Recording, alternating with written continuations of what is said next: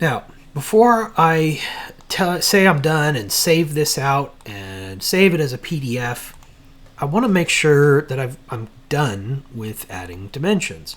And in this case, I'm not, if you're going by the standard of the drawing needs to have all dimensions necessary to fully recreate the model from scratch. This drawing clearly does not have that. I don't have enough information here. There's a lot of stuff that is sort of assumed or understood.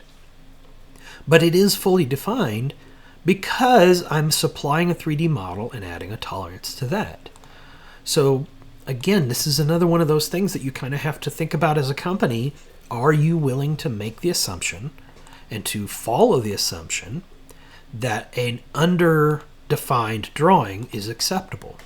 Now, this would be called in industry typically something like a reduced content drawing, a pseudo drawing, and it's really kind of gaining popularity for people that are either utilizing 3D models to send to manufacturing or that are basically saying, look, I don't care about all the other little stuff because they're not going to read it, right? They're going to only look at the important values. They're going to go off the 3D model. They're going to make sure the tolerances are okay, and then they're going to be done.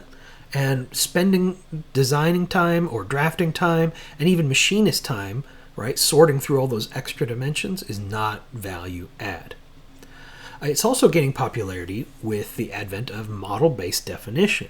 And we're going to get into that in a second. But the idea behind model-based definition is the 3D model and the 2D drawing, or the documentation with the annotations, really need to be one and the same. And since you have the 3D model, you can assume anything you want because the 3D model is going to take care of all the rest of the details. So I'm going to go ahead and continue on this way. So I'm going to say save this out as a SOLIDWORKS drawing, and then I'm going to say save as, and we'll kick it over to a PDF file.